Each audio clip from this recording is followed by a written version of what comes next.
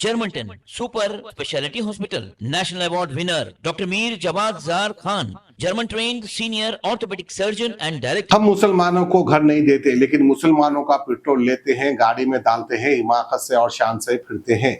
गौमूत्र डाल के फिरो ना गाड़ी में, कहीं क्यों मुसलमानों का लेके घुसा लेते गाड़ी में पेट्रोल। आज की हमारी ये खबर जो है वारंगल से है।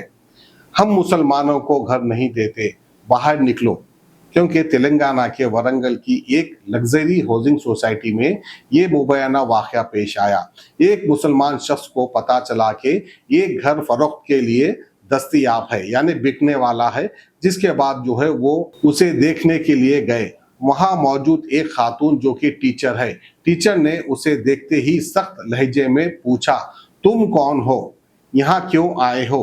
जब उसने बताया कि वो घर खरीदने के लिए आया है, क्योंकि उसे मालूम हुआ था कि घर फरोख्त के लिए है, तो खातून ने मुबैना तौर पर जवाब दिया, हम यहाँ मुसलमानों को घर नहीं देते, बाहर निकलो। इस बात पर वो मुसलमान शख्स सख्त नाराज हो गया। उसने गुस्से में सवाल उठाया कि ऐसे टीचर्स बच्चों को किस तरह की तालीम देते हैं, किस तरह की तालीम देते होंगे। उसने ये भी पूछा, ये लोग किस दौर में जी रहे हैं, आखिर किस आइन में लिखा है कि मुसलमान को घर नहीं देना चाहिए। क्योंकि पढ़े लिखे लोगों की सोसाइटी थी, टीचर्स वहां पर रहते थे, तकरीबन टीचर्स वहां पर फ्लैट लेकर थे, जिसकी वजह से वो मुसलमानों को घर नहीं देते हैं। इस तरह से इनका कहना है। मुसलमानों का लियो भी नको, पेट्रोल क्यों डाल के घुसल ले रहे हैं पेट्रोल गाड़ी में, वो भी मत लियो। मुसलमानों से नफरत करना है तो पूरी करो। तो देखिए इंसान क्या कर रहा है, उसकी बात पे आप गौर व फिक्र कीजिए। బయట మీరు బోర్డు ఎందుకు పెట్టలే, మరి ముస్లిమ్స్కి ఇవ్వద్దు అని చెప్పండి. బోర్డు ఎందుకు పెట్టలే? ఇదేమన్నా గవర్నమెంట్ రూలా లేకపోతే మీ సొసైటీ రూలా? చెప్పండి. చూడండమ్మా, ముస్లిమ్స్కి ఎందుకు ఇవ్వరని చెప్పండి. మీరు ఎట్లా మాట్లాడుతున్నారు? Living in a society you talking like this. ఇంత చీప్ గా మాట్లాడతారా? ఎంత ర్యాష్ గా మాట్లాడుతున్నారు మీరు? ముస్లిమ్స్కి ఇయ్యారా? చెప్పండి, చెప్పండి, ముస్లిమ్స్కి ఇయ్యారా?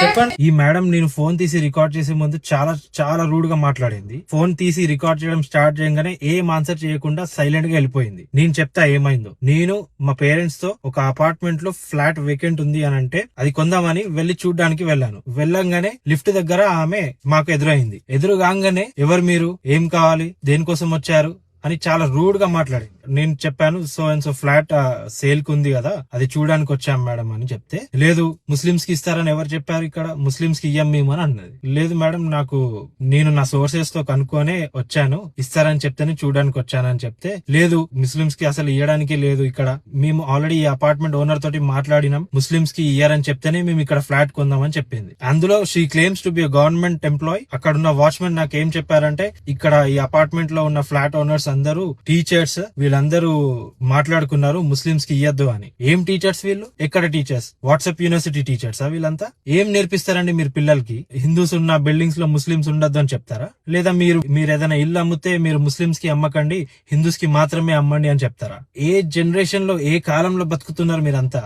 నాది ఈ first experience or first encounter కాదు. నేను ఇంతకు ముందు చాలా ఫ్లాట్స్, చాలా అపార్ట్మెంట్స్ చూసిన, కొందామని వెళ్తే అక్కడున్న వాళ్ళు చెప్పారు, లేదు మేము ముస్లిమ్స్ కి అమ్మారని చెప్పారు. మీలాంటి పెద్దవాళ్లే ఇట్లాంటి మైండ్ సెట్ తో ఉంటే వచ్చే యంగ్ జనరేషన్ వాళ్ళు ఎట్లా తయారవుతారు? వాళ్ళ మైండ్ లో మీరు ఏం ఫీడ్ చేస్తున్నారండి? ఇలాంటి డిస్క్రిమినేషన్స్, ఇలాంటి క్యాస్ట్ ఫీలింగ్స్, ఇలాంటి రిలీజియన్ ఫీలింగ్స్ పెట్టుకొని ఏం బతుకుతారు? గాడ్ ఫర్బిడ్ మీకు ఎప్పుడైనా ఇక్కడ యాక్సిడెంట్ జరిగితే ఆ యాక్సిడెంట్ స్పాట్ లో సేవ్ చేయడానికి లేదా హెల్ప్ చేయడానికి వచ్చిన వాళ్ళు మీరు ముస్లిమా, హిందూ అని చూడరు. అరే ప్రాణాలు పోతున్నాయి, మనిషి ఈయనని కాపాడదాం లేకపోతే హాస్పిటల్ కైనా తీసుకెళ్దామని చూస్తారు. మరి అలాంటప్పుడు కూడా వీడు హిందువా, వీడు ముస్లిమా అని చూసి అక్కడనే వదిలేస్తే మీ ప్రాణాలు ఏం కావాలి? నేను కూడా ఒక పబ్లిక్ సర్వీస్ లో ఉన్నా, అక్కడ నేను ఎప్పుడు కూడా డిస్క్రిమినేట్ చేయలే. నా దగ్గర వచ్చే అప్లికెంట్స్ హిందువా, ముస్లిమా అని ఎప్పుడు చూడలే. నేను ఆయనకి ఏం ప్రాబ్లం ఏంటిదనే చూసి పంపిస్తా ఎప్పుడు కూడా.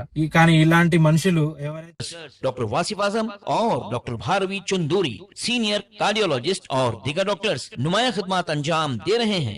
Robotic surgery, advance cath lab, MRI, operation theatre, ICU, 2D ultrasound जैसी सहूलियात से आरास्ता कॉर्पोरेट लेवल हॉस्पिटल। वाजबी फीस में हर मर्ज से शिफायाबी के लिए जर्मनटन सुपर स्पेशलिटी हॉस्पिटल।